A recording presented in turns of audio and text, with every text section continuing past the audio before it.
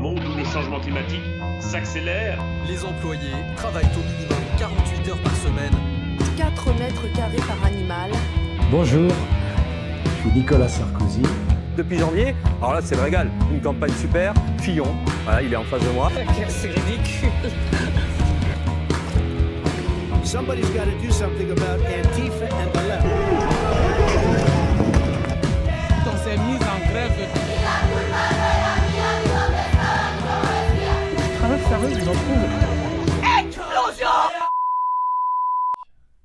Et bonjour à toutes et à tous. Bonjour tout le monde. Merci beaucoup, Host, pour le raid. Merci beaucoup. Ce matin, vous arrivez pour une interview. Bienvenue tout le monde. Et bonjour à Clara. Bonjour à toi, Clara. Bonjour. Bonjour. Et donc, on va faire ce matin une interview avec Clara Damiron. Donc, salut. Mais oui, c'est vrai, c'est le matin interview. Oui, voilà. Bonjour à tout le monde. Donc, du coup, vous êtes beaucoup. Bonjour. Merci pour les follow. Merci à toutes celles qui découvrent la chaîne et merci donc à Host. On va parler ce matin de lutte anti-spécisme. On va parler d'autonomie animale. On va parler de tout plein de choses parce que Clara, tu as participé à l'écriture d'un bouquin qui s'appelle Autonomie animale, ouvrir des fronts de lutte interespèces et qui est sorti printemps dernier, printemps 2023, et qui propose donc de replacer la question animale au cœur des luttes anticapitalistes, féministes et antiracistes. On va voir comment vous inscrivez ça dans l'ensemble des luttes. Et on va donc ce matin discuter spécisme, véganisme populaire. Et populaire, je pense, c'est assez important. On va le voir tout à l'heure. Et de bien d'autres sujets avec toi. Pour commencer, peut-être, est-ce que tu peux nous dire comment tu as commencé à militer, à t'investir sur ces questions-là, ces questions ces questions animales. Comment tu es arrivé à vouloir participer à cette synthèse avec les autres luttes? Est-ce que tu peux nous dire un peu comment tu as commencé à militer, quoi?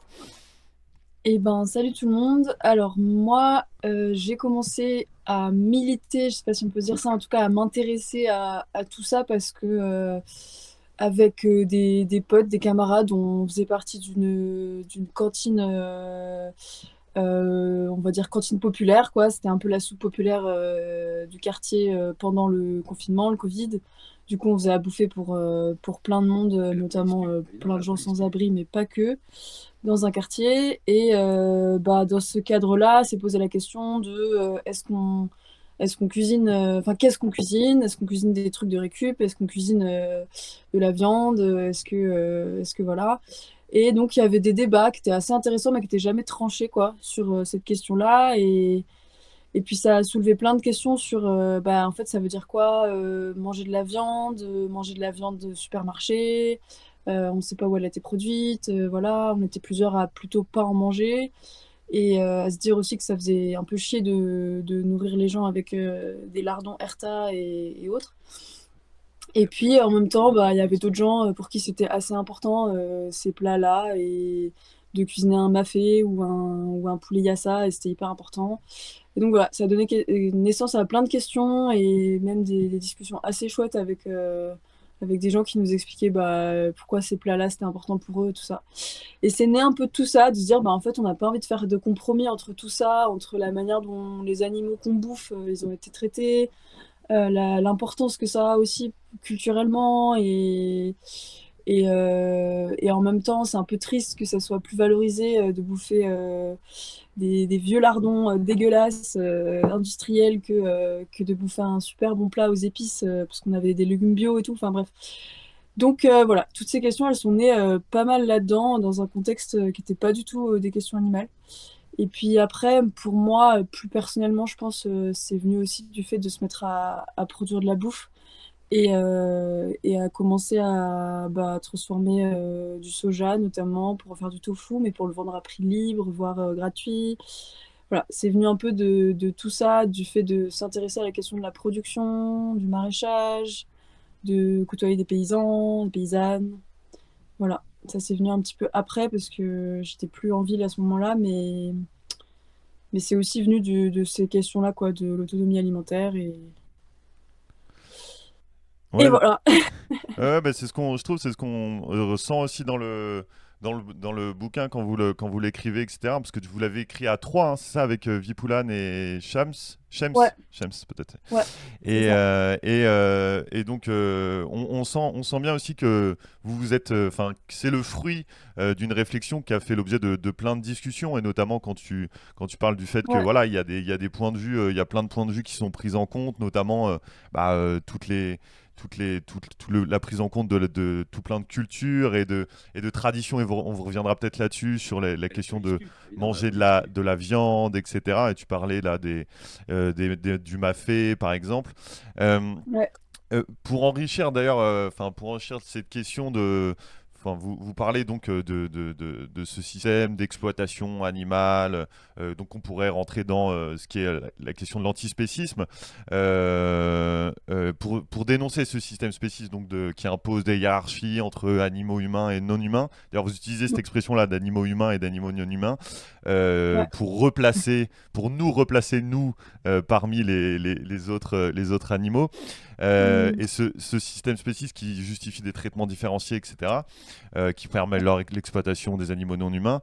Vous complétez aussi, vous utilisez cette idée-là, mais vous la complétez aussi par ce qui est le titre de votre bouquin, les autonomies animales. Est-ce que tu pourrais nous parler de quel type d'autonomie, justement, vous parlez quand vous parlez d'autonomie animale? Qu'est-ce que ça Mm. signifie d'utiliser ce terme-là plutôt qu'un autre?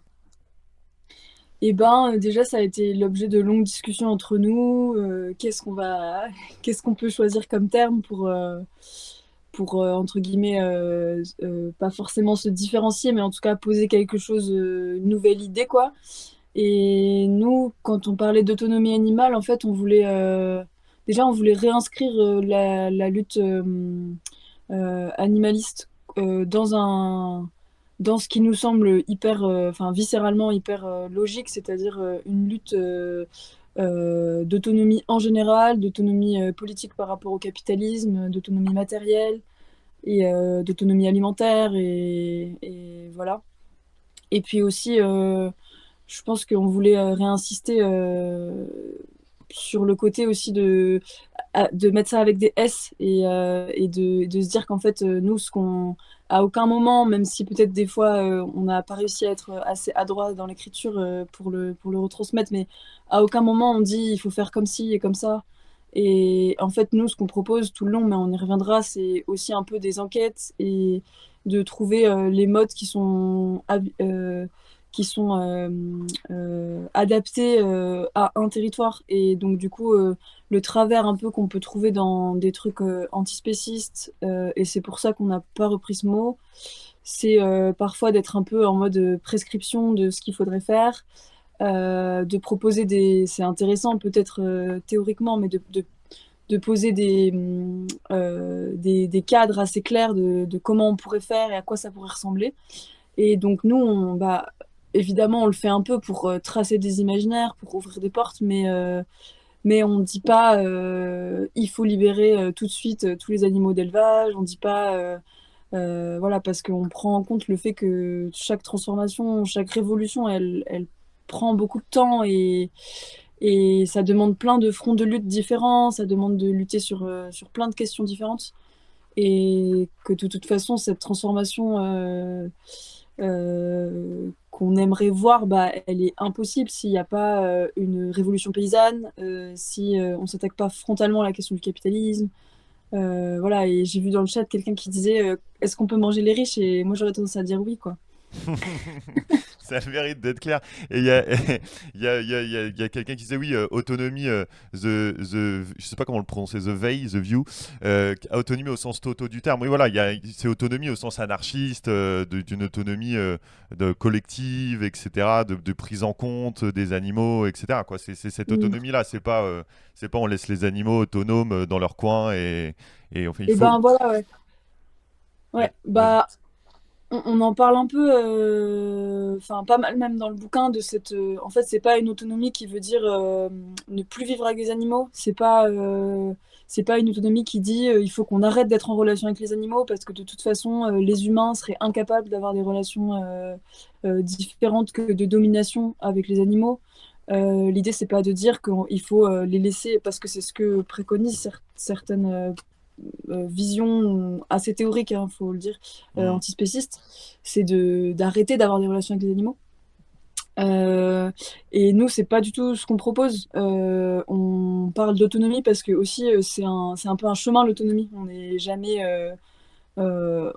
forcément à ce stade d'autonomie. C'est toujours quelque chose pour lequel on lutte et qu'on recherche ensemble. Et du coup, bah, je sais pas si on aura l'occasion d'y revenir, mais du coup, je le dis rapidement.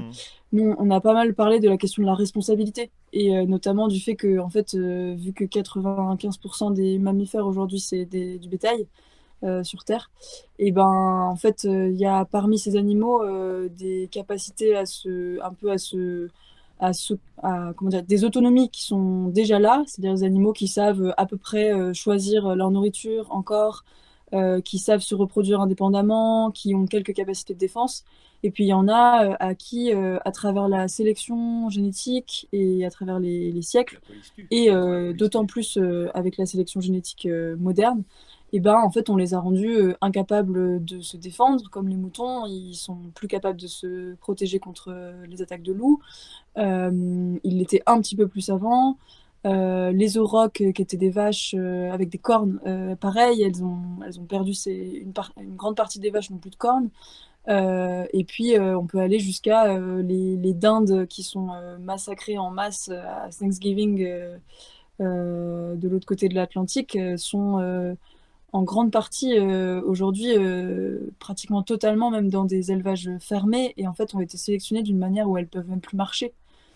Donc en fait, qu'est-ce qu'on fait de cette responsabilité historique un peu dont on hérite du fait de l'ampleur qu'a pris le spécisme dans le capitalisme et de la manière dont il s'est hyper industrialisé et dont il a pris des proportions énormes. On va pas juste se dire on va tout supprimer parce que ces animaux ils sont là.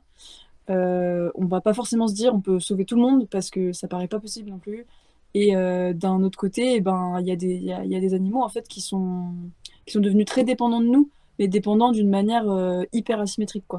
Et c'est pas la même dépendance que quand on dépendait du cheval qui allait débarder nos bois, mais du coup c'était une dépendance un peu réciproque parce que ben oui, il avait besoin un peu de nos soins, mais nous on avait aussi besoin de lui pour qu'il soit en bonne forme et qu'il veuille continuer de travailler avec nous. Et ben là c'est plus du tout le cas avec une dinde de Thanksgiving qui en fait est juste un objet. Et comment on fait à partir de ce statut où ont été relégués les animaux pour essayer d'inventer des choses. Et évidemment, ça pourra que se faire de manière individuelle, ça pourra certainement pas se faire à une échelle massive. Mais en fait, se poser cette question-là, ça veut dire sortir du rapport le rapport des humains avec les dindes et rentrer dans bah en fait c'est qui cet animal et qu'est-ce qu'on peut faire avec lui en particulier, et c'est certain qu'on peut pas avoir un rapport à la race comme c'est le cas aujourd'hui, quoi, parce qu'aujourd'hui c'est bah, les vaches limousines elles sont comme ça et voilà et en fait on a des rapports voilà, pas aux individus mais à des races, quoi. Oui, puis la question de justement de ces races, de chercher la meilleure race qui puisse être la plus productive. Là, tu parlais des corps, vous parlez de corps hyper typés, hein, c'est le nom que je connaissais pas moi de ces races, justement, de cette considération des animaux en tant que race avec des attributs spécifiques donc certains poulets ne peuvent plus, enfin certaines dindes ne peuvent pas voler, ne peuvent rien faire, ne peuvent plus rien faire, peuvent même plus marcher en fait tellement elles sont trop lourdes pour leurs muscles. Et donc vous parlez vous décrivez bien tout cela et je trouve que si à chaque fois de lire ce livre-là, et je te disais un peu avant, là moi je suis quand même un peu extérieur à cette question d'autonomie animale, etc. Et je me disais, c'est vrai que lire ce genre de bouquin-là, et je vous le conseille à la lecture dans le chat vraiment, c'est intéressant dans le sens où voilà, on se rend compte aussi de l'horreur, parce que faire ce qui s'est passé, ce qui se passe aussi à travers ce spécisme, etc., c'est l'invisibilisation de ce dont tu parles là, de cette mise à mort systématique dont vous parlez, parce que c'est bien de ça dont on parle, et je trouve ça vraiment aussi, cette expression vraiment parlante, dans le sens où, ce que tu disais un peu avant, il y a tous ces animaux d'élevage sont élevés dans un seul but, celui de les tuer pour les manger, et de manière ultra massive, comme cela. Et ça, vous le décrivez bien. Je ne sais pas si tu veux réagir là-dessus, mais sur la mise à mort systématique, là, par exemple. Ouais. Bah en fait, la mise à mort, c'est souvent ce qu'on attaque parce que symboliquement c'est fort et tout. Mais en fait, c'est surtout dans quel but? Parce que, en fait, pour moi, le problème, c'est pas de tuer ou de manger des animaux. Le problème, c'est que aujourd'hui, on va contrôler de A à Z, et même avant le A, j'ai envie de dire, la vie de l'animal. Parce qu'on va pas seulement contrôler et décider quand est-ce qu'il naît et tout ça, mais on va aussi décider de ses caractéristiques génétiques. On va décider donc de quand il naît, de comment il naît, de qu'est-ce qu'il va manger quand il va être bébé, et combien de temps il va vivre avant d'arriver dans un abattoir. Et donc là, je vais aussi peut-être dire que pour nous, il y a quand même une grosse différence entre l'élevage paysan, en tout cas dans ce qu'il aimerait être, et l'élevage industriel. Il y a quand même des différences énormes dans le degré de contrôle et le degré d'attention qui est porté à l'animal. Mais en fait, oui, il y a cet abattage de masse, mais parce qu'en fait, tout est fait dans les élevages massifs, pour produire de la valeur, en fait. Et c'est pas... et en fait, voilà, c'est des animaux qui, même si on pourrait leur prodiguer des soins et tout ça, sont optimisés de manière à produire le plus de valeur. Et du coup, c'est hyper visible dans les élevages vraiment hardcore, où du coup, on va avoir vraiment des animaux qui sont sélectionnés pour produire le maximum de chair possible, le plus rapidement possible. Et donc là, vraiment, c'est le travers en fait qui traverse toute l'agriculture aujourd'hui, quoi. On fait un peu la même chose avec des légumes et des fruits, sauf qu'ils souffrent pas, ils ont pas envie de marcher, quoi. Mais du coup, il y a vraiment ce truc de ce qui détermine les choses, c'est la valeur qu'on va pouvoir en tirer après. Et par rapport à ça, nous, on est assez clair aussi sur le fait que les paysans, c'est pas nos ennemis, quoi. Même si on voit très bien, et on en reparlera tout à l'heure, je pense, il y a énormément de fractures dans le monde agricole aujourd'hui. Et en fait, quand je dis les paysans, je reprends un peu les termes de la Confédération paysanne, qui considère que la paysannerie, c'est quelque chose qui a disparu au profit qui est en train de disparaître au profit d'exploitants agricoles qui sont beaucoup moins proches du rapport à la terre, qui ont beaucoup plus une vision hyper économique et beaucoup moins une attention aux équilibres vivants et tout ça. Et donc, oui, il y a, nous, en tout cas, les paysans, et pas forcément les exploitants agricoles, et c'est pas du tout nos ennemis. Et en fait, évidemment, il y a des politiques aussi, et puis on a quand même des gros désaccords parfois, mais il y a quand même des politiques qui font que la plupart des éleveurs ont pas le choix en fait des pratiques qu'ils mettent en place, parce que sinon ils s'en sortent pas. Et d'ailleurs, même avec ça, ils s'en sortent pas. Donc voilà, nous c'est aussi on y revient plus tard après si tu veux, mais c'est aussi des camarades, quoi, les paysans.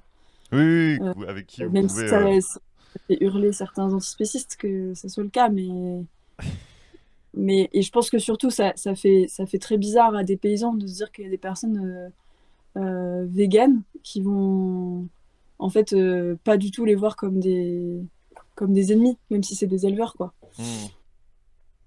Je pense que ça c'est dur à faire entendre parce que c'est compliqué. Enfin, c'est une position compliquée, quoi. Ouais, c'est pas... Non, mais c'est clair, c'est pas simple. Et c'est aussi ce que tu disais tout à l'heure, vous avez essayé d'être le plus adroit possible, hein, quelqu'un qui faisait la blague la plus à droite. Voilà, ça fait beaucoup de blagues dans le Et chat, oui, tu mais j'ai verras. pas voulu le dire. Je pense que c'est pas trop à droite, ça va. Qu'est-ce que je veux dire? Non, mais ce que vous apportez beaucoup de nuances justement et de considération sur l'existence de de faire différemment, des choses qui peuvent paraître aller en complète contradiction avec ce que vous expliquez, mais qui ne l'est pas forcément. Et puis, ce que vous replacez aussi, c'est que ce système-là,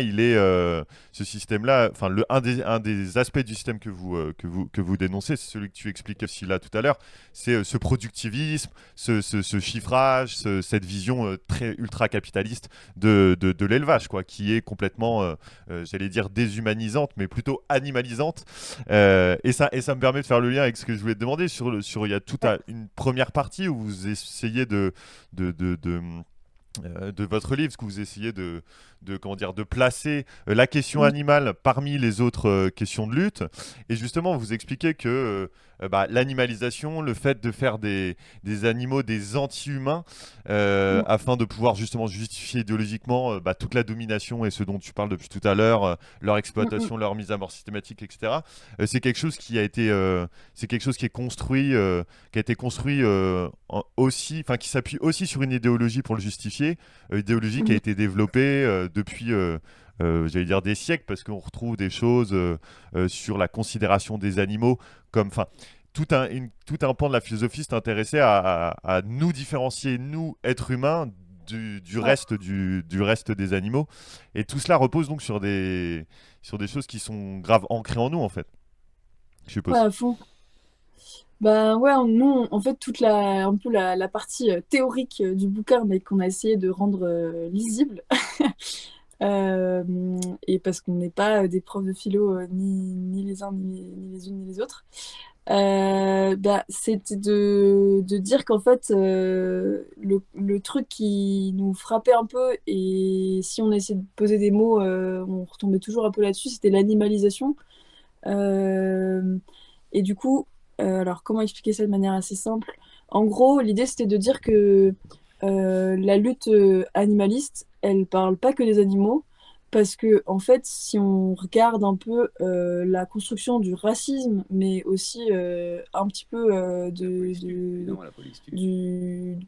du sexisme et même du rapport de classe, le regard qui est porté sur les pauvres, en fait, il y a toujours un peu ce truc de un petit groupe de dominants va se donner le droit de définir qui est vraiment humain et va pouvoir en fait dire que certains groupes dominés sont pas vraiment humains.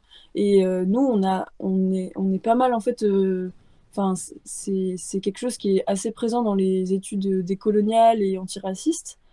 Il y a certains discours antiracistes qui vont dire on n'est pas des animaux et voilà. Et on comprend très bien pourquoi il dit ça. Mais il y a aussi certaines, notamment deux autrices qui sont super chouettes, qui sont les sœurs Ko, qui ont écrit un bouquin assez chouette qui en fait explique comment le racisme c'est une déshumanisation. Et en fait, cette déshumanisation, c'est une animalisation dans le sens où en fait, il y aurait comme un espèce de gradient entre qui est vraiment humain et mérite tous les droits et toutes les considérations, qui n'est pas vraiment humain. Et en fait, bien sûr, on va pas le dire comme ça, mais en fait, on va faire comprendre qu'ils sont pas assez civilisés, qu'ils sont pas assez comme nous, qu'ils sont pas assez blancs, et que du coup, ils sont un statut un peu inférieur. Et en fait, c'est un statut qui est un peu plus proche du sauvage. Et le sauvage, en fait, c'est l'animal. Et l'animal, on sait très bien que être traité comme un chien, c'est pas bien. Enfin, être traité comme un animal, c'est être maltraité. Et du coup, nous, on voulait replacer ça là-dedans aussi parce que, en fait, c'est difficile de comprendre l'animalisation et le statut symbolique qu'ont les animaux si on regarde pas aussi le racisme et inversement. Et pareil, en fait, les populations pauvres, faut voir ce que disent les écrivains un peu bourgeois des siècles, notamment, enfin là où il y avait la Commune de Paris et tout ça, j'ai vu que t'en parlais hier dans la chaîne. Ouais. En fait, ils disaient que la populace de Paris se comportait comme des bêtes, était en troupeau dans les rues, et voilà. Enfin, il y a vraiment tout un langage comme ça qui est hyper dévalorisant et qui vise à dire qu'en fait, sur cette population-là, il faudrait les contrôler et les faire marcher droit et les faire... voilà. Donc on voit bien un peu l'imaginaire qu'il y a autour de ça. Et en fait, voilà, le racisme, il animalise. Et en fait, il y a pas mal d'autres rapports de domination qui fonctionnent comme ça. Le racisme, c'est quand même celui qui est le plus, je trouve, qui est le plus frappant aujourd'hui. Et en fait, les animaux eux-mêmes, ils souffrent d'être traités comme des animaux. Mmh. Et c'est ça qu'il faut comprendre dans la domination animale, quoi. Et puis après, nous, ce qu'on disait, je sais pas si j'arrive à être bien claire de bon matin, J'ai mais, l'impression que ça l'est. T'es très clair. mais il y a aussi le truc que, en fait, quand on dit un animal ou les animaux, on sait pas vraiment de quoi on parle, en fait. Parce que euh, si ce n'est du fait que c'est pas des humains, qu'est-ce qui réunit les animaux, en fait? Qu'est-ce qui réunit la tourterelle, enfin, et le, et le, et la vache? Enfin, ils ont aucune proximité génétique. Limite, nous, on en a plus avec l'un qu'avec l'autre. Mais voilà, en fait, il y a ce truc de quand on parle des animaux, on parle pas de grand-chose, en fait. On parle pas d'un groupe qu'on pourrait vraiment considérer comme un groupe. Tout ce qu'on dit, c'est que c'est pas des humains. Mmh. Et du coup, il y a aussi ce truc de le regard qui est posé sur un espèce de l'animal comme ça, comme si c'était quelque chose, alors qu'en fait, c'est surtout une idée de quelque chose qui est pas humain, quoi. Et donc, c'est une opposition. Voilà, c'est pour ça que nous, après, on a dit animaux non humains et animaux humains, parce que c'était un peu un clin d'œil à ça, de dire, bah, en fait, de quoi on parle quand on dit les animaux. Parce que comment ça se fait qu'on trouve ça normal de poser un même mot sur des êtres qui sont aussi différents?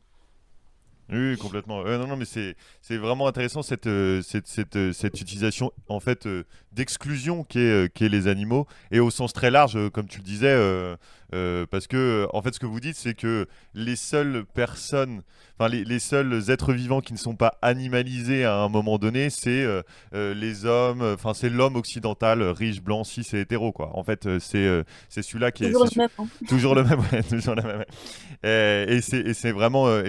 C'est vraiment intéressant aussi, ce que je disais un peu interview, parce que un peu avant l'interview, moi je trouve ça intéressant de voir ça comme ça, parce que ça inclut, et en fait ça rend impossible de se dire la lutte animaliste, elle est à côté, etc. Ouais. En fait, elle fait pleinement partie du mode, enfin de la manière dont s'est créé le racisme, le sexisme, etc. Parce que voilà, c'est une façon d'exclure en fait toute une partie de la population animale, humaine et non humaine, comme tu disais du coup. Non, mais carrément. Ouais. Mm. Alors je lisais un peu, ça discutait. Bon, ça discutait des choses sur l'éloignement, ça discutait un peu sur l'éloignement, et Rinden SM qui disait d'autant que l'urbanisation moderne fait que la part de la population éloignée des animaux, notamment ceux qui consomment, utilisent au sens large, n'a jamais été aussi grande. Hein. Ce que vous expliquez, vous en parlez aussi un peu dans le bouquin, du fait que l'exploitation capitaliste, et c'est aussi cet éloignement dont tu parlais de l'exploitant agricole vis-à-vis de la paysannerie, c'est aussi l'éloignement petit à petit de l'ensemble des personnes qui consomment de la viande, des animaux qui elles consomment quoi. Et ça ça fait partie du système quoi. Ouais. Alors attends, je regarde un peu parce que du coup on a fait plein de choses. Bêta hyper typé, on en a parlé. Ah oui, il y a tout un moment où vous discutez de justement cette nature qu'on exploite. Alors là, on a parlé des animaux et de l'élevage animal, mais vous parlez aussi évidemment de l'exploitation agricole, des problématiques que pose évidemment l'exploitation productiviste agricole, de monoculture, etc., Ouais. etc. Et ce qui est intéressant, c'est que vous opposez deux choses, qui est cette nature que l'on peut exploiter, tuer, consommer, etc. Et qui est opposée à une espèce de nature qui est une nature vierge à conserver dans des parcs, etc. En quoi cette vision justement de cette espèce de nature à conserver, elle est aussi problématique que le fait de dire qu'il y a une nature qu'on peut exploiter, quoi. Bah, parce que je pense que nous, c'est ce qu'on voulait dire, c'est que cette division-là entre les deux types de nature, elle est aussi hyper moderne, hyper récente, et elle est allée de pair avec une définition de ce qu'on devait conserver pour une certaine valeur économique aussi, c'est-à-dire conserver des paysages, conserver un certain rapport, une certaine idée que tout va bien et que c'est OK ce qu'on fait, et que de l'autre côté, il y a la nature qu'on peut exploiter, mettre sous domination, contrôler et tout ça, et que cette division-là, bah, c'est pas nous qui l'avons dit, mais, mais elle est aussi née dans des contextes coloniaux. Enfin, on revient un peu à ça encore une fois, mais la création des premiers parcs naturels aux États-Unis, c'est quand même, c'est pas exactement la même histoire que les parcs naturels en France, mais c'est né dans un contexte aussi où on massacrait, on colonisait, on défonçait les manières de vivre des peuples qui vivaient là avant, et puis en fait on imposait aussi des réserves de nature sauvage parce qu'il y avait un certain fantasme de cette nature sauvage, quoi. Hmm. Et oui, c'est vrai que au final, on peut peut-être trouver des liens avec la manière dont on va considérer les animaux aussi, où en fait, aujourd'hui, bah, il y a quand même les animaux qui sont catégorisés par fonction. C'est-à-dire qu'il y a l'animal qui va servir à machine à viande ou à machine à œufs ou à lait, et on va le considérer comme ça. Et puis, il y a l'animal de race où on va chercher à le modifier encore plus pour avoir un chien qui a des poils longs frisés et puis qui font des trucs roses à la fin. Non, je rigole, Oui, mais non, mais en quasiment, fait, ouais. voilà, on en arrive à ça, quoi. Et puis après, on va avoir les animaux sauvages qui aujourd'hui, et c'est pas forcément les mêmes logiques qui dictent ça, mais il y a toujours plein de logiques qui se croisent dans ce monde. Mais il y a aussi des logiques de conservation où, bah, je sais pas, nous, sur notre territoire, il y a tout un programme pour sauver la pie-grièche grise parce qu'elle est en train de disparaître et qu'elle disparaît notamment parce qu'il y a l'agriculture intensive à côté et qu'elle a besoin d'espace sauvage. Et du coup, bah, on va la prendre en photo sous tous les angles et voilà, et porter une attention incroyable à cet oiseau-là quand, en fait, l'élevage de poulets à côté, il intéresse personne. Enfin, voilà. Et du coup, il y a ces espèces de fonctions dans lesquelles on range les animaux. Et je pense qu'il y a quand même un lien assez fort avec ce rapport à la nature que soit on exploite, soit on conserve pour l'admirer, soit bah, il y a aussi le chat domestique qu'on a recueilli chez soi parce qu'il est arrivé tremblant sur le pas de notre porte, quoi. Et il y a aussi ces histoires-là, quoi. Oui, il y a il y a différentes manières, ouais, de considérer la nature. Et justement, tu commençais, bah, pour continuer dans la question un peu décoloniale, et après on ira peut-être justement donner des perspectives, qu'est-ce que vous envisagez comme perspective d'avenir sur un monde qui serait moins spéciste, où les autonomies animales seraient plus grandes. Mais avant, peut-être quand même, parce que je trouve que c'est intéressant aussi pour déconstruire nos imaginaires et nos représentations, vous expliquez que bah, y a toute une partie de ce que vous nommez le système carniste, hein, le système qui fait qu'on mange énormément de viande et qui est promulgué, qui est mis en avant l'importance de manger de la viande, les bienfaits pour le corps, etc. Enfin, c'est tout ce qui accompagne l'argumentaire autour de manger de la viande et la tradition dans laquelle s'ancre manger de la viande, etc. Vous expliquez qu'en fait, que cette tradition-là, si aujourd'hui, comme toute tradition, elle a été construite, hein, elle a été construite par certaines personnes à certains moments, mais comme toute tradition au final, mais du coup, elle est située, cette tradition-là. Et vous expliquez qu'en fait, on peut aller chercher dans notre histoire et dans nos histoires, que ce soit l'histoire en France, en Europe, mais en Amérique latine également. Vous parlez des pays de l'Afrique subsaharienne, etc. On peut aller retrouver à gauche, à droite comme ça des éléments qui montrent qu'à des moments, traditionnellement, on pourrait le dire, il y avait en tout cas différentes manières de faire. Il y avait plein de gens qui mangeaient très peu de viande, qui mangeaient beaucoup de, je sais pas moi, de légumineuses en France. En Amérique latine, il y a ce qu'on connaît d'ailleurs toujours bien, c'est-à-dire le maïs, les haricots rouges, les courges, etc. Vous expliquez aussi que en Afrique subsaharienne, il y a tous les noms qu'on connaît là, des plats qui sont, par exemple le mafé, c'est un nom de plante. Vous avez essayé de faire en fait ce travail-là un peu de recherche pour donner des exemples autres que ce qu'on a comme imaginaire, c'est-à-dire un imaginaire d'un héritage de viande carnée qui signifierait que aller vers le véganisme, c'est trahir ses traditions, quoi, d'une certaine manière.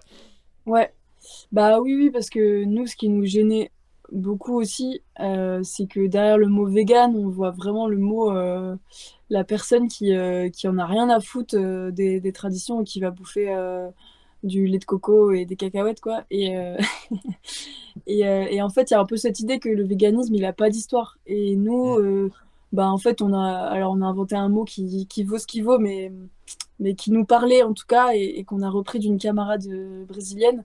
C'est le véganisme populaire, en gros, où on pourrait l'appeler, je sais pas, véganisme convivial aussi. L'idée, c'était que, en fait, déjà, même sans passer par la question historique, il y a en fait un lien entre aujourd'hui essayer de manger vegan et en fait rediversifier les cultures, se réapproprier ce qu'on sait cultiver autour de nous, ce qu'on sait cueillir autour de nous. Et en fait que euh, c'est marrant parce que la question vegan, elle a été ramenée à une question de produits importés, de produits souvent quand même assez transformés et industriels, même si c'est pas que ça. Ça arrange bien, ça arrange bien qui? Ça arrange bien l'industrie en fait de pouvoir se faire des nouveaux marchés, de dire qu'en fait c'est hyper tendance de bouffer des trucs au lait de coco tout le temps et que c'est hyper cool de mettre des amandes partout. Enfin, et alors qu'en fait, quand on voit comment sont produits les amandes en Californie et ailleurs où ça assèche complètement les sols, quand on voit les conditions de production des avocats qui rendent des régions désertiques, quand on voit, je sais pas, comment sont cultivés plein de trucs qui sont devenus tendance, ça pose quand même pas mal de questions et on se dit, bah tiens, c'est bizarre, est-ce qu'il n'existe pas quelque chose d'autre en fait que ça? Que cette espèce de nouveau marché qui crée des nouveaux fronts de colonisation à l'autre bout du monde. Est-ce que c'est vraiment ça vers quoi on a envie d'aller? Pas du tout.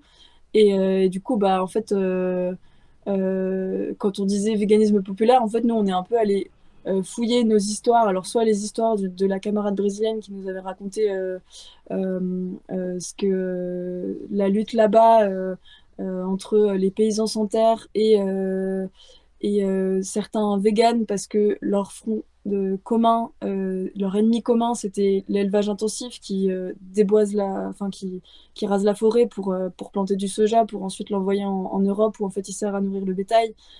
Et en fait, voilà, tous ces liens entre des gens qui cultivent et qui sont pas forcément véganes, mais qui ont des intérêts de territoire, et des gens qui aimeraient revenir à ce qui était bouffé avant la colonisation, qui était largement non carné. Donc, c'est-à-dire qu'ils bouffaient quand même pas mal dans les campagnes et traditionnellement des trucs avec des légumineuses, notamment des haricots rouges. Et que pour elle, ça, c'est une histoire hyper importante, qui est à la fois une histoire de résistance à la colonisation et de résistance à s'accrocher à sa terre. Et en même temps, bah, ça, c'est aussi, elle parlait de la colonisation des estomacs, quoi.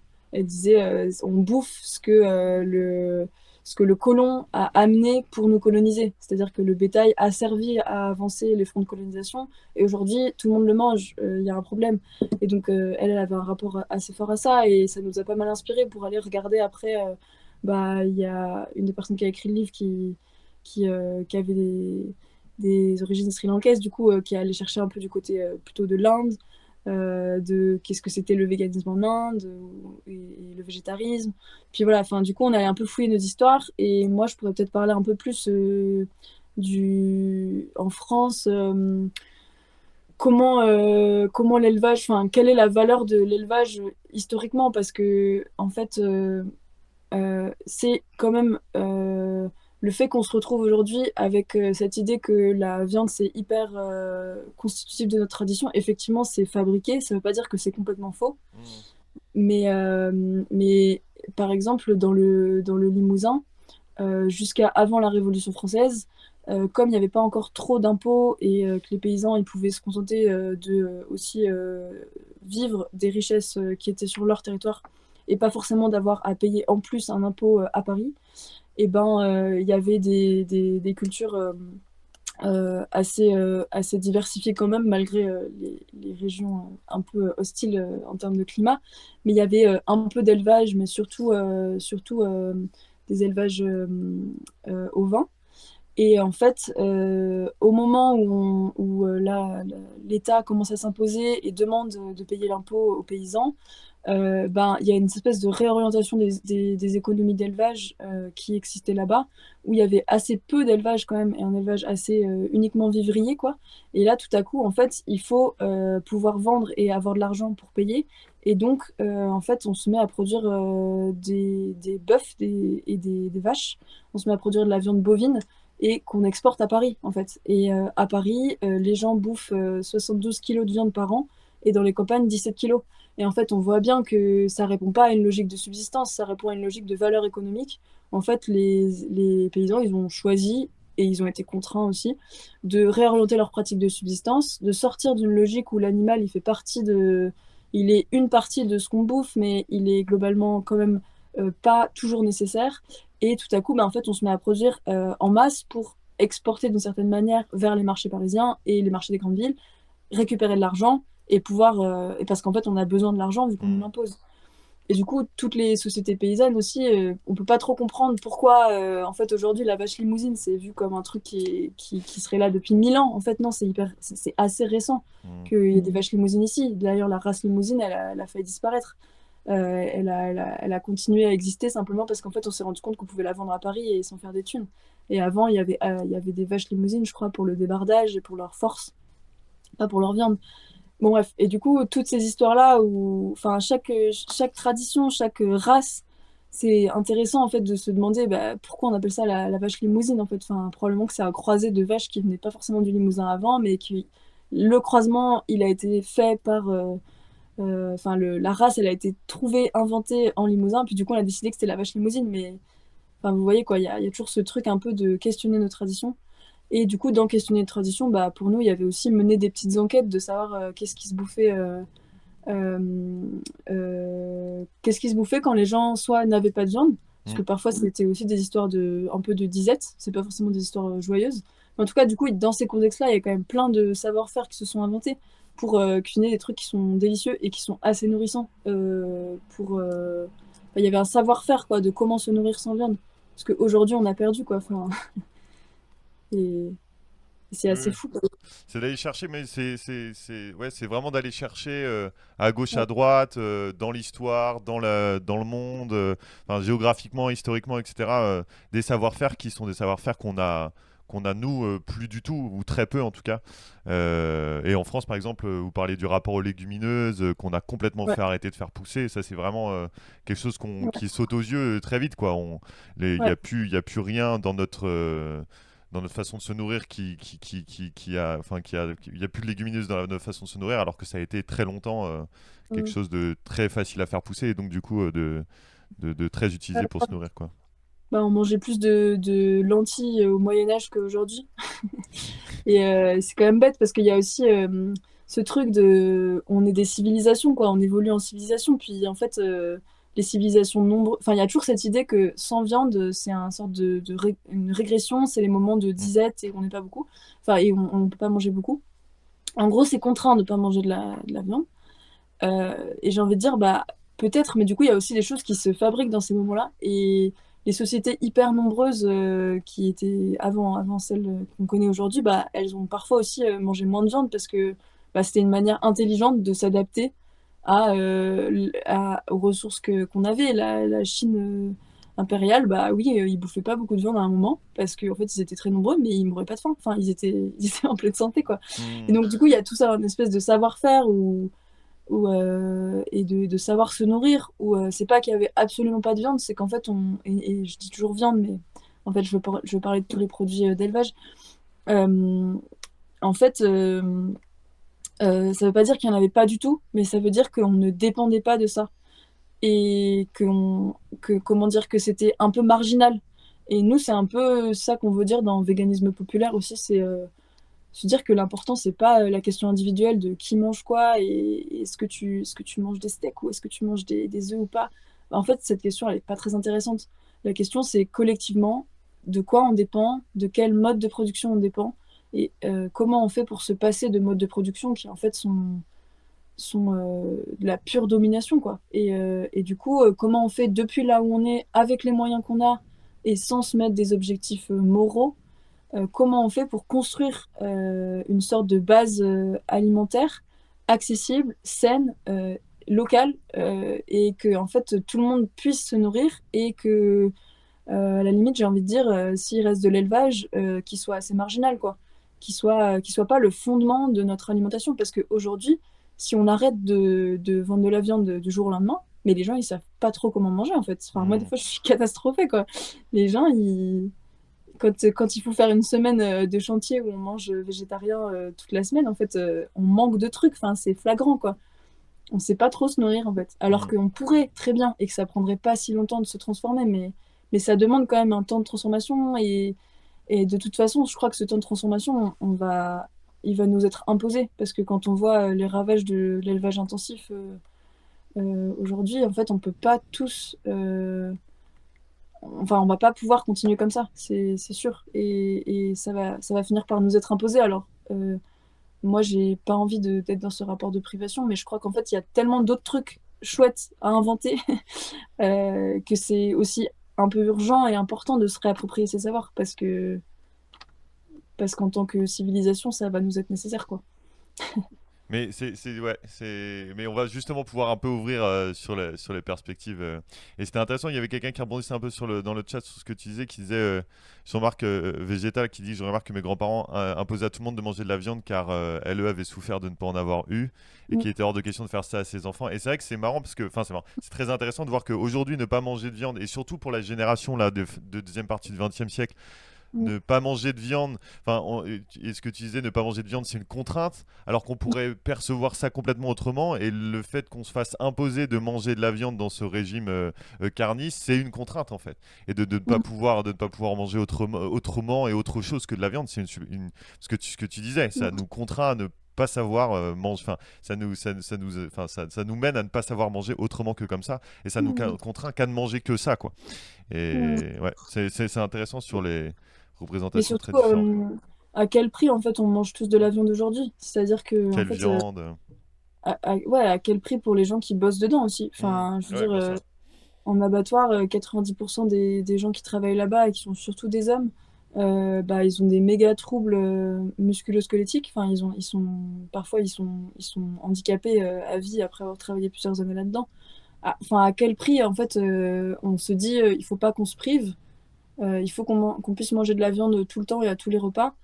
D'accord, mais à quel prix en fait? Et du coup, j'ai l'impression que assez franchement, l'éloignement entre les conséquences de l'élevage sur les territoires, mais pas seulement les territoires en France en fait, parce qu'on importe massivement de la bouffe pour nos animaux qui en fait, on voit pas du tout les ravages que ça fait à l'autre bout du monde, mais si enfin, j'ai l'impression que nos grands-parents aussi, ils ont peut-être pas forcément toujours la conscience de comment l'industrie capitaliste, elle a façonné le monde pour qu'aujourd'hui on bouffe tous de la viande. Et en fait, pour vivre sur un territoire où il y a pas mal d'élevage paysan plutôt, bah il y a aussi un peu un autre rapport qui se crée à ça. Alors il y a certains viandards qui y trouvent leur compte, mais il y a aussi un rapport de bah en fait non, je vais manger plus que les animaux que je connais. Je vais manger les animaux qui viennent de cette ferme et pas d'autres. Enfin, et déjà en fait ça quand même un shift majeur, même si on s'en rend pas forcément compte, mais en fait globalement, dans ces espaces-là, paysans, il se passe quand même des choses. Il se passe des choses où, en fait, on se rapproche de la production. On n'est plus dans un truc abstrait de je vais prendre le morceau le moins cher, voilà. Et ça, franchement, déjà, c'est quand même un méga pas, quoi. Et après, la limite, un peu, c'est que quand on voit les surfaces qu'il faut pour faire de l'élevage paysan, bah, on se dit aussi, bah, en fait, si honnêtement, j'ai envie de manger ça, bah, je sais très bien que je vais en manger beaucoup moins parce que en fait on va pas pouvoir en faire pour tout le monde, pour tous les repas, pour toute la vie. Et du coup, bah, je sais pas, il y a un truc comme ça où tenir proche la production et le fait de consommer, et du coup ne plus avoir vraiment des consommateurs, mais plutôt des producteurs, mangeurs ou des gens qui sont proches de la production, bah, ça fait qu'il se crée des choses. Et c'est pour ça qu'on disait que nous, on n'avait pas un modèle à dire à l'avance. C'est qu'on pense que tant que ces trucs-là, ils se rapprochent pas, en fait, il se passera rien. Parce que ça restera vu comme un truc moral, l'antispécisme, en fait. Et justement, pour commencer un petit peu sur les perspectives, etc., tu disais, si on veut en finir avec l'élevage, ou en tout cas toute une partie de l'élevage, parce que notamment, hein, ça prend énormément de place, comme tu disais, l'élevage, et que en plus, l'élevage consomme énormément de bouffe poussée. Hein. Parlais du soja exporté d'Amérique du Sud vers chez nous ou aux États-Unis pour nourrir les élevages bovins, par exemple, etc. Vous posez cette question-là, par exemple, sur le après, sur qu'est-ce qu'on fait après, quel rapport on a avec ces animaux-là, parce qu'en fait, ce que vous dites, c'est que si on se dit on arrête l'élevage, quel rapport on va avoir avec tous ces animaux dont on parlait au début, notamment ultra domestiqués, hyper typés, qui peuvent pas vivre sans nous parce qu'on a cette espèce de, ce que tu parlais tout à l'heure, de responsabilité historique de les avoir fait évoluer comme ceci. Quelles sont les perspectives du coup de nos rapports à ces animaux domestiqués dans une idée de sortir de l'élevage intensif et productiviste? Ouais, bah, nous, du coup, on s'est dit déjà que la domestication, c'était pas forcément une catastrophe en soi, ce que pensent certains courants antispécistes, mais en fait, qui sont quand même assez minoritaires. Enfin, je veux dire, de toute façon, les antispécistes sont minoritaires. Mais du coup, nous, on voulait dire que, en fait, dans la domestication, on voit souvent un truc qui ressemble à l'ère moderne, c'est-à-dire qu'on a des toutous tout toilettés et tout beaux d'un côté, et puis des animaux hyper sélectionnés pour l'élevage de l'autre, et voilà. Et en fait, la domestication, c'est pas que ça. À la base, la domestication, les animaux domestiques, c'est les animaux qui passent dans le foyer. Donc en fait, ça va du chat qui s'est rapproché des humains parce qu'il y avait des souris à manger près des cultures, qui du coup a été actif dans sa domestication. Et il y avait une sorte de codépendance parce qu'au début, on avait besoin des chats pour lutter contre les rongeurs. Les chevaux aussi, ils étaient dans l'histoire de la domestication des chevaux, il y a quand même un rapprochement actif de la part des chevaux vers les humains. Et puis, dans les animaux domestiques, il y avait aussi le moineau domestique qui juste venait grappiller les restes de bouffe. Et il y a tout un tas d'animaux comme ça qu'on ne considère pas forcément comme domestiques aujourd'hui, mais qui en fait le sont aussi devenus de manière active, pas dans des rapports où c'était de la domination absolue et du contrôle total. Et du coup, nous, on voulait repartir de cette idée pour se dire, en fait, nous, on va pas inverser l'histoire. Enfin, je veux dire, on va la changer, j'espère, mais on va pas l'effacer. Et du coup, en fait, il y a toute une histoire de proximité humain-animal. Et en fait, nous, on a essayé de poser un peu ce mot comme ça, parce qu'il faut bien poser des mots quand on écrit des livres, de compagnonnage, de se dire, en fait, comment est-ce qu'on pourrait faire en sorte que des animaux deviennent plus des compagnons, qu'ils soient plus inclus dans une espèce de communauté de vie, où on arrêterait de se dire que en fait, dans la communauté de vie, il n'y a que des humains. Non, c'est faux. En fait, dans la communauté de vie, il y a aussi les compagnons qui vivent avec nous. Et je pense que les gens qui ont des chiens et qui en sont proches comprennent bien ce que ça veut dire. Mais de se dire, pourquoi est-ce qu'il y aurait que des chiens et des chats dans ce compagnonnage? Est-ce que en fait, les animaux de ferme peuvent pas redevenir un petit peu ce qu'ils étaient aussi, des animaux de ferme, et du coup domestiques dans ce sens-là, qui en fait avaient un rôle dans la communauté, et du coup ça peut être un rôle de travail aussi, à condition que on recherche les meilleures manières de faire en sorte que l'animal il soit pas là que pour sa force de travail, et qu'on le considère pas que comme une technique pour en remplacer une autre, qu'on se mette pas à faire de la traction animale juste pour remplacer le pétrole, mais parce qu'en fait il y a un intérêt à avoir cette relation réciproque avec un cheval ou un âne ou un bœuf, et que voilà, en fait, on se mette un peu à enquêter sur selon comment on vit, où on vit et dans quel territoire on vit, et comment est-ce qu'on peut construire des relations qui soient pas basées sur la domination, en fait, qui essayent de se baser autant que possible. Et ce sera jamais égalitaire, mais qui soient autant que possible fondées sur du don contre don, sur du bénéfice mutuel, et comment on peut s'assurer de leur laisser un maximum d'autonomie. Parce que non seulement parce que ça me paraît chouette et désirable, mais aussi parce que un animal qui est plus autonome, c'est un animal qui a moins besoin de notre travail. Et donc, si on veut qu'il vive bien, on a aussi intérêt à ce qu'il soit un maximum bien sans nous, la plupart du temps. Du coup, je trouve qu'il y a des intérêts mutuels à réfléchir à ça et nous, on a essayé de regarder un peu, bah voilà, sans dire, nous, on n'a pas encore de solution, quoi. Le temps qu'on a mis à écrire ce livre est court. Nous, ce qu'on a envie de faire, c'est de dresser des pistes et des manières de voir les choses parce que on a l'impression qu'en fait, c'est déjà en train de se fabriquer à la marge, ces trucs-là. Dans des endroits, il y a déjà des gens qui font encore ça ou qui refont ça. Mais comment dire, c'est pas forcément visible comme des espaces d'invention de rapports hyper intéressants, quoi. Ça reste hyper marginal de faire du débardage à cheval et de la collecte de déchets à dos d'âne. Enfin, je veux dire, ça se fait dans un village près d'ici, mais c'est pas vraiment sérieux, quoi, dans la manière dont on voit les choses. Alors qu'en fait, c'est hyper sérieux. Enfin, c'est fou ce qui se passe dans ces espaces-là et évidemment qu'on va pas en faire une politique nationale appliquée partout de la même manière. Parce que c'est pas comme ça qu'on va trouver des autonomies animales, en fait. C'est beaucoup plus localement et avec du sensible dedans, en fait. Oui, bah dans des relations non éloignées comme elles sont aujourd'hui avec ces animaux, etc. Quoi. Ouais. Aussi dans des rapports.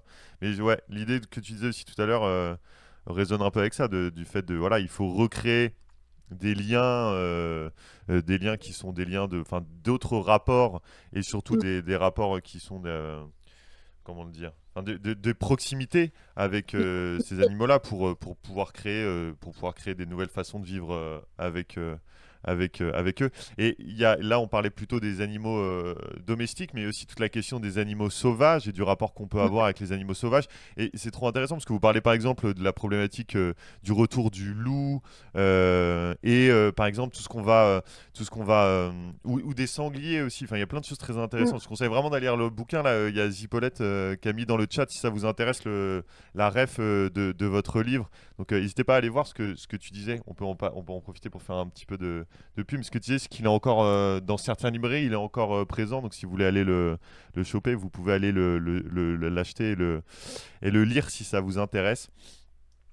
Autonomie animale donc et donc oui, qu'est-ce que je voulais dire, oui, sur la question des animaux sauvages, vous par exemple vous dites que le retour du loup est vu comme un problème par les éleveuses parce que les loups vont manger une partie du troupeau, etc.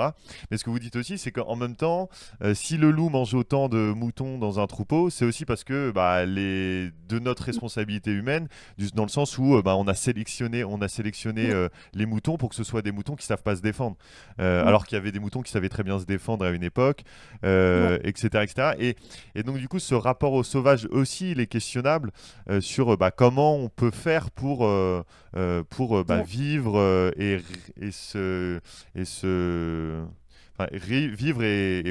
s'organiser pour laisser une place aux animaux sauvages dans nos sociétés, quoi. Mais cette question du loup, elle est hyper emblématique parce que à la fois, oui, il y a cette histoire de sélection qui font que les animaux peuvent plus assurer leur propre sécurité et que les loups, vu qu'ils ont des animaux face à eux qui se défendent pas, ils peuvent faire des massacres parce qu'ils vont pas juste en tuer un, mais ils vont avoir une espèce de pulsion de mort parfois où ils vont en buter beaucoup plus que ce dont ils ont besoin. Et ça, globalement, c'est un peu une fabrication aussi de la sélection. Mais du coup, en même temps, on a à un moment voulu en finir avec ce problème-là, et du coup, on a fait disparaître le loup. Il est revenu du fait aussi d'une déprise agricole dans les montagnes et tout ça. Enfin, je dirais toute l'histoire paysanne dans cette histoire du loup. Et en fait, aujourd'hui, il revient et c'est dur pour les éleveurs parce qu'en fait, il y a aussi, on a perdu le savoir-faire des chiens de protection. Du coup, les éleveurs et les éleveuses aujourd'hui, ils galèrent parce qu'en fait, il faut qu'ils réapprennent à travailler avec des chiens de protection quand le loup revient. Et on voit bien qu'il y a une espèce de clivage qui est parfois un peu artificiel aussi, mais entre des gens qui disent mais non, mais le loup c'est sauvage, c'est un grand animal, comme ça il faudrait qu'il revienne. Enfin, voilà, c'est un peu, je sais pas, c'est un peu excitant comme idée le loup, quoi, apparemment. Et on voit bien, enfin, en fait, il y a toute cette histoire du rapport à la nature dont on parlait tout à l'heure, qui se joue dans pourquoi on défend le loup ou non, selon qu'on se place du côté de l'élevage paysan qui, en fait, est mis en galère un peu par ça. Et puis, en fait, on voit très bien qu'aujourd'hui, la solution qui est trouvée, c'est que l'Union européenne file vachement de thunes pour payer des chiens de protection. Et que malgré ces politiques économiques, bah, en fait, il n'y a pas le savoir-faire de comment on se débrouille pour remplacer l'autonomie des moutons par la présence de loups, qui nous demande beaucoup de travail aussi, enfin, par la présence de chiens qui nous demande beaucoup de travail aussi. Enfin, voilà, il y a tout ce truc de, bah, voilà, on hérite de ça aujourd'hui, on ne peut pas faire comme si ça n'existait pas, comme si c'était pas un traumatisme pour les éleveurs de retrouver des animaux morts. Voilà. Et puis, comme si ça allume aussi des fantasmes de peur qui sont parfois pas forcément confirmés par les statistiques, quoi. Des dégâts que font les loups, ça dépend des régions. Enfin, je sais plus pourquoi on disait ça. Non, mais c'est aussi sur la question de la place des animaux sauvages. Vous évoquez aussi, par Ouais. exemple, les sangliers, alors que vus comme nuisibles, mais dont la population est régulée par les chasseurs. Et comme elle est régulée par les chasseurs, qui ont un intérêt à conserver à faire augmenter cette population pour pouvoir les chasser, tout simplement. Vous dites que, Ouais. par exemple, je sais plus, moi, il y a quelques décennies, il y avait 45 000 sangliers tués par les chasseurs par an. Et aujourd'hui, on est proche de 800 000 et on vise les 1 million d'ici Ouais. d'ici 2030, ou je sais pas quel, Ouais. c'est un espèce d'objectif bizarre à 2030. Et donc voilà, c'est ce rapport-là aussi au sauvage en règle générale. Comment on peut peut-être, quelle perspective on peut avoir pour le réinventer et pas qu'il soit en prise avec des intérêts particuliers, que ce soit l'intérêt de la chasse, l'intérêt du tourisme, vous expliquez aussi, pour avoir certains animaux pour pouvoir les mettre en avant, pour vendre la région en termes touristiques. Comment on peut sortir de cette idée-là et envisager le sauvage, j'ai envie de dire, avec entre guillemets autrement, quoi. Mm. Ben, pour ça, je pense que nous, on a un peu dressé la piste d'essayer de brouiller cette frontière entre domestique et sauvage. Et d'avoir en fait un regard un peu moins binaire sur qu'est-ce qui est sauvage, qu'est-ce qui ne l'est pas, de plus considérer les interactions qu'il y a au sein des milieux entre ces animaux qu'on dit sauvages et nuisibles comme les sangliers et les renards et qui sont en fait, je veux dire, dans la condition aujourd'hui, elle est hyper déterminée par l'humain aussi, quoi. Donc en fait, de fait, ce rapport entre domestique et sauvage, il s'est brouillé parce que les espèces sauvages, ils existent plus partout, ils existent plus vraiment. Enfin, on a tellement anthropisé nos milieux de vie et tout que la question, c'est peut-être de se poser la question de qu'est-ce qui, dans le milieu et dans la façon dont on façonne le milieu et le nombre de barrières qu'on met, les passages qu'on va créer pour les animaux, qu'est-ce qui fait qu'ils vont avoir plus tel comportement ou tel comportement? Qu'est-ce que ces comportements ils nous disent à nous? Et encore une fois, enfin, c'est des choses sur lesquelles nous, on a envie que plein de gens enquêtent, quoi. Et enquêtent sur ce rapport au sauvage qu'on peut avoir, qui serait moins un rapport lointain et de contemplation, mais plutôt un rapport de, en fait, on est voisins. Et, et du coup, qu'est-ce que mes actions vont faire sur mes voisins? Et mes voisins, bah, c'est aussi des sangliers, c'est aussi des renards. Et voilà, et ces animaux, ils sont massivement butés aujourd'hui. Ils ont effectivement, le cas des sangliers, il est particulier, j'ai envie de dire. Bah, y a un super bouquin qui s'appelle Sanglier, qui est sorti, je sais plus dans quel, je crois que c'est Actes Sud, je sais plus, qui nous avait servi à cette partie sur le sanglier que tu décris. Et je pense qu'il y a des gens que ça intéresse plus parce que c'est quand même une question assez spécifique, celle des sangliers, vu qu'ils ont été, comme tu dis, ils ont été nourris par des sociétés de chasse pour justifier de leur existence aussi et pouvoir continuer à chasser du gros bétail, pouvoir continuer à vendre aux gens qui viennent chasser de la ville le fait qu'il y avait du bétail sur leur... Enfin, pas du bétail, pardon, ah, j'ai plus le mot. Gibier. Du gibier, merci. Qu'il y avait du gibier sur sur les terrains de chasse où les gens viennent payer pour chasser. Enfin, c'est aussi ça, la chasse aujourd'hui, c'est un business. Et du coup, il faut maintenir l'attractivité de l'endroit pour chasser. Et donc, il y a des endroits où, bah, littéralement, il y a eu des réserves de chasse qui ont été faites pour qu'ensuite on puisse faire venir des gens qui ont l'impression de chasser du sauvage, alors que c'est pas du sauvage, c'est du sauvage fabriqué. Et ce qu'on cherche dans le sauvage, c'est que ce soit pas fabriqué. Donc, en fait, il y a un truc hyper brouillé là-dedans. Et du coup, bah, c'est... Voilà. Je sais pas si vous pouvez terminer là-dessus. Zipolette a mis le lien du bouquin dont tu parlais, Sanglier, géographie d'un animal politique. Je pense que c'était ce livre-là chez Actes Sud, en Ouais, effet. exactement. Mais merci Zipolette, tu es une super ou un super, je sais pas comment on dit, Modératrice. modératrice, voilà. Carrément, c'est trop cool. Merci beaucoup, Zippo.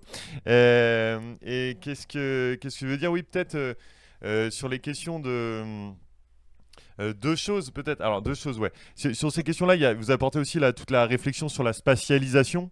Et Ouais. notamment sur la place laissée aux animaux. Alors dans des milieux ruraux, vous imaginez. Mm. Alors c'est trop cet imaginaire-là, il est très cool de dire d'anciennes stations de ski abandonnées où les animaux auraient repris d'une certaine manière le contrôle de ce lieu-là et vivraient en tranquillité, quoi, sans qu'il y ait Ouais. énormément de gens qui y Ouais. passent. Mais vous imaginez des choses aussi plus en ville, dans l'urbain, c'est-à-dire des friches, Ouais. l'existence de friches qui sont aujourd'hui Ouais. l'objet de spéculation immobilières, etc. Est-ce que tu veux peut-être dire deux, trois Ouais. trucs là-dessus? C'est trop intéressant aussi cette question de Ouais. peut-être re-réfléchir à la manière dont spatialement on peut s'organiser avec les animaux, quoi. Ouais. Bah oui, nous, dans le bouquin, on a fait on a essayé de faire une espèce de critique des modes de gestion de la nature sauvage aujourd'hui, où il y a soit des politiques de conservation, soit des politiques de protection, qui sont toujours qui paraissent un peu isolées par rapport au reste de du monde et de la manière dont on organise, on artificialise, on urbanise, voilà. Et du coup, on a fait un peu une critique de ça et nous, ce qu'on, ce qu'on voulait dire un peu, c'est comment est-ce qu'on peut faire de la place au sauvage, pas forcément que dans l'entrée, enfin à partir de l'entrée du parc naturel de je ne sais où, mais en fait comment on lui fait de la place aussi au milieu de nos espaces de vie éventuellement, en laissant des passages. Comment est-ce qu'on se dit que en fait c'est assez flagrant qu'aujourd'hui on a trop artificialisé le monde, on a été un peu trop, enfin je dis on, mais en fait c'est très, ça tient vraiment à des logiques économiques qui sont orchestrées par des castes de propriétaires et de gens qui ont des visions d'administrateurs. Mais il y a eu beaucoup trop d'espaces anthropisés, hyper anthropisés en fait.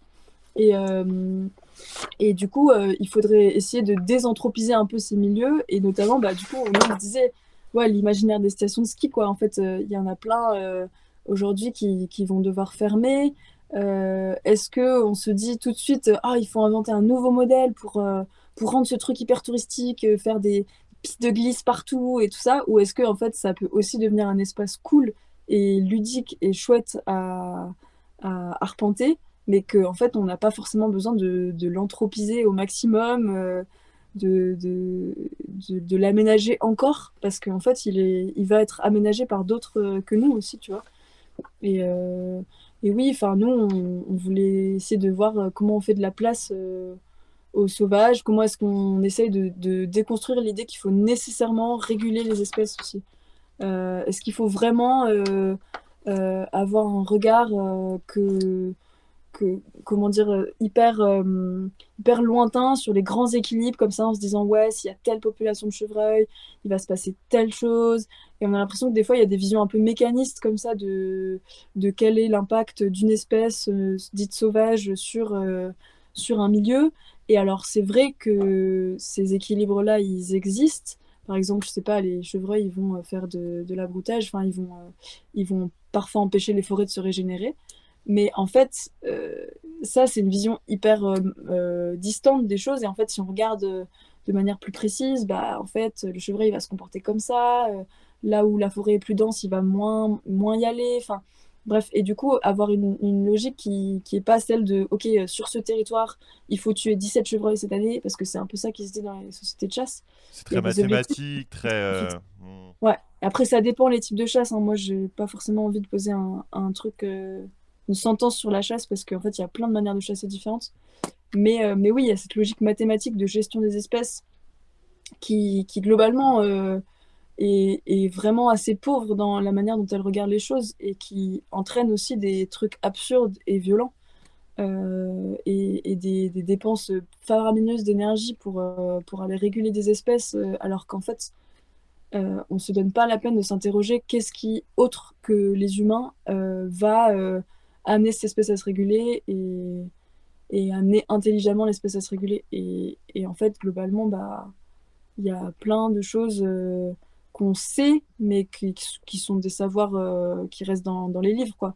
Parce qu'il y a plein d'enquêtes, il y a plein de savoirs qui ont été euh, sortis sur les animaux, leur comportement ensemble, tous les études d'écologie au sens scientifique du terme. On a plein de savoirs, mais ça n'a pas d'impact sur la réalité, quoi. Ouais, non, mais c'est grave juste. C'est grave juste et c'était un peu, j'ai l'impression, l'intention du bouquin aussi de faire un rassemblement parce que vous avez énormément de refs. Le bouquin est aussi ultra intéressant pour ça. C'est-à-dire que bah, moi, je l'ai utilisé d'ailleurs. Là, on a regardé un truc d'histoire de. Comment il s'appelle? Bonneuil, un historien là, justement sur l'industrialisation de l'agriculture. On a regardé ça il y a 2 semaines, une conférence qui était donc une conférence qui était qui était un historien qui était cité dans votre bouquin et il y a plein de choses. Tu parlais des Sœurs Co tout à l'heure, K.O. là, tu parlais de, enfin vous citez un nombre de, votre bouquin est très riche aussi en références et c'est grave intéressant si c'est un sujet qui vous intéresse d'aller parcourir ces références-là parce qu'on y trouve plein de choses tout à fait intéressantes. Bah, tu parlais des sangliers aussi tout à l'heure. C'est vraiment très intéressant. Bah, en tout cas, ouais, on a essayé ça, quoi. Enfin, voilà, s'il y a des gens qui veulent encore aller le trouver en librairie avant qu'il disparaisse, ce Avant qu'il se bouquin. fasse virer. Ouais, parce qu'il va se faire virer à un moment parce que l'édition est très productive.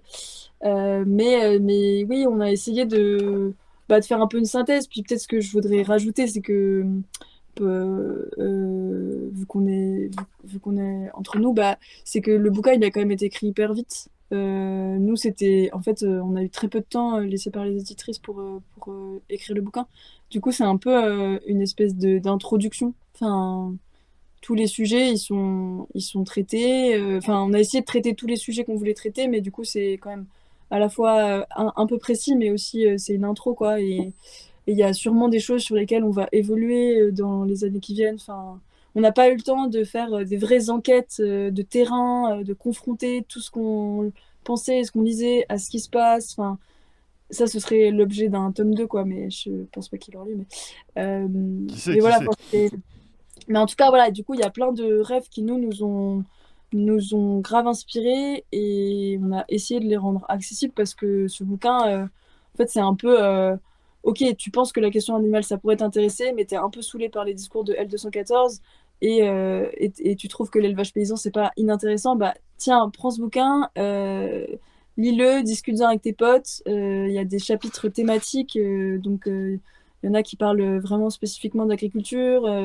Il y en a un autre qui va parler de ces questions du sauvage. Il y en a un qui va parler de la question du travail, dont on n'a vraiment pas beaucoup parlé aujourd'hui, mais c'est un truc qui nous a quand même pas mal travaillé, justement. Et donc voilà, c'est un peu des chapitres thématiques. Limite, ils peuvent se lire un peu. C'est quand même pensé dans un ordre, mais ils peuvent se lire quand même par petites parties, quoi. Et voilà. Du coup, ben voilà, si ça vous intéresse, ce serait chouette d'avoir des retours en plus d'autres personnes. Ouais, et Voilà. je plus sain, je sais pas comment le dire. Je renchéris sur le fait de dire que je pense que c'est un bon livre aussi. Moi, je me disais en le lisant, genre c'est un livre que j'ai envie de faire lire à des gens qui sont un peu éloignés de ces questions-là. Dans le sens où c'est une très bonne introduction, comme tu disais, et que ça explique plein de choses et que ça remet en perspective plein de choses. Enfin, c'est vraiment, ouais, c'est vraiment super intéressant pour cela. Il y a le lien du livre justement par Zippo, parfait, trop bien, merci beaucoup. Et puis voilà, je vais clairement le prendre avec des potes et en discuter. Bah tant mieux si ça vous a donné envie de le lire, c'est cool. C'était aussi, Trop bien. c'est aussi l'objectif de ces interviews et puis vous Ouais, permettre d'aller plus loin parce que là en 1 heure on n'a pas le temps de parler ouais. de l'entièreté du bouquin et en plus tu dis que le bouquin c'est une introduction, donc voilà. Mm. Il y a un petit Ouais. peu de temps de truc. Est-ce que tu voulais rajouter quelque chose peut-être ou Eh ben non, je sais pas. On n'a pas trop dit des mots sur les mobilisations des agriculteurs récemment, c'est vrai, mais c'est vrai qu'au final on n'en a pas du tout parlé. Mais on a fait exister, je trouve, un discours un peu. Ce que je te disais un peu, moi, en off avant, c'était de dire. Et de faire exister un discours qui était un peu différent de tout ce qui va être. Tout ce qui a été mis en avant par les mobilisations agricoles, et notamment parce que ça a été noyauté par la FNSEA, par les jeunes agriculteurs, par la coordination rurale un peu aussi. Peut-être on peut finir là-dessus, sur cette truc-là. Qu'est-ce que t'en penses de cette de la manière dont de ce sujet-là a été abordé, et quelle perspective toi tu donnerais, plutôt que celles qui ont été trop mises en avant, qui sont des perspectives productivistes, etc., quoi. Ouais. De toute façon, je pense qu'il y a tout le monde un peu qui l'a vu, que au final, ce qui a été obtenu pour l'instant, ça sert vraiment les intérêts des industriels, des gros, quoi.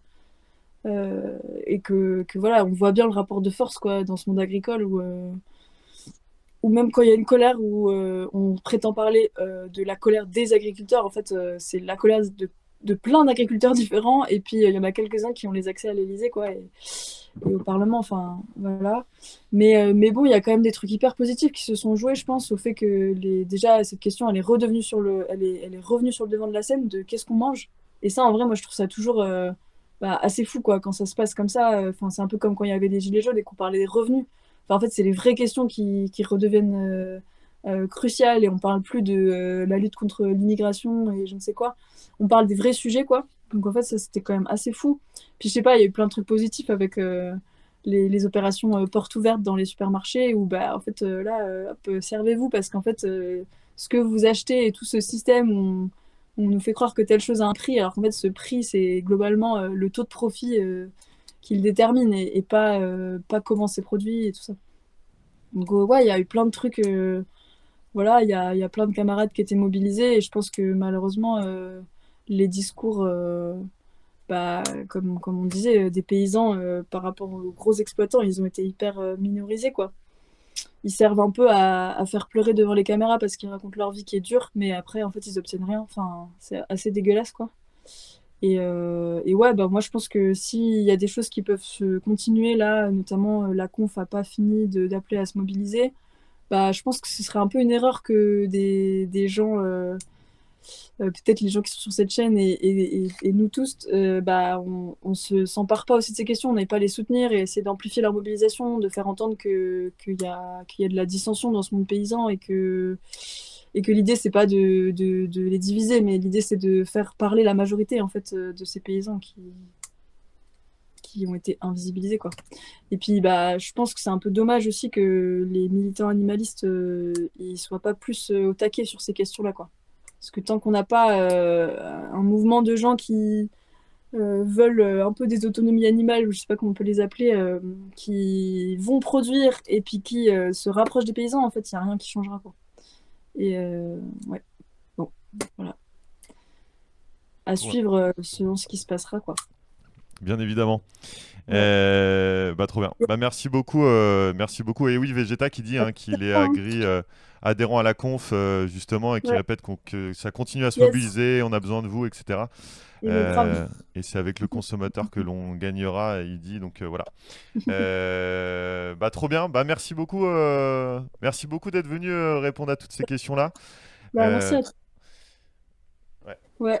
Et merci aux gens du chat. Ouais, merci au chat d'avoir pas mal réagi. J'ai vu qu'il y avait quand même pas mal de réactions, etc. Merci à toutes celles qui ont découvert aussi, et puis qui sont arrivées là par la force du raid de Host. Donc voilà, j'espère que en tout cas ça vous a plu dans le chat. J'ai l'impression qu'en tout cas ça a plu, et ça a interpellé, et ça a questionné, etc. Merci. Vas-y, Et non, je voulais dire qu'il y a plein de gens, je vois, qui ont mis un peu des trucs genre, oui, c'est quoi cette confusion entre véganisme ah oui, c'est vrai qu'il y a eu ça tout à l'heure, et quid de la chasse, tout ça. Moi, j'ai pas répondu à toutes ces questions-là, parce que je pense sur plein de ces questions-là, j'ai pas de vision hyper tranchée, et du coup, c'est peut-être un peu normal que ça paraisse un peu brouillé, parce que pour moi, c'est en brouillant un peu les choses qu'il y a des choses qui vont sortir, et qu'on va sortir de questions toujours les mêmes, en fait, qui reviennent sur ces enjeux-là. Et du coup, voilà. Enfin, c'est aussi une invitation à brouiller ce qui se passe dans nos têtes, et à inventer des choses, quoi. Carrément. Non, non, mais c'est vrai, parce que c'est vrai que c'est toujours les mêmes questions sinon, et c'est relou de devoir répondre à cela tout le temps, et c'est aussi pour ça que j'avais pas envie de les Ouais. poser aussi, parce que je trouvais que voilà, il y a tout un tas de choses à dire qui sont pas. Enfin, que ces Ouais. questions-là effacent un petit peu. Il y a plein de gens aussi qui étaient en lurk, c'est-à-dire que c'est des gens qui écoutent mais qui ne posent aucune question dans le chat et qui Mais bien sûr. passent là pour dire que c'était Non, cool puis aussi. c'est cool de poser ces questions quand même, hein, mais Ah oui, c'est oui, juste complètement. Ouais. Non, non, complètement, pour ça que complètement. j'ai pas répondu, quoi. Non, non, mais je comprends très bien. Bah, merci beaucoup. Écoute, Yes. c'est la fin de cette interview. Merci à tout le monde d'avoir suivi. Et puis, bah, nous, on se retrouve peut-être juste après. Je peux venir si vous voulez faire un petit débrief si ça vous intéresse. Donc, d'ici 5-10 minutes. Et puis sinon, toute la semaine, ça stream le matin, hein, vous connaissez, 8h, 7h. Voilà. J'espère que ça vous a plu. Merci encore à toi, Clara. Et, Salut. et puis, à la prochaine. Ouais. Ciao.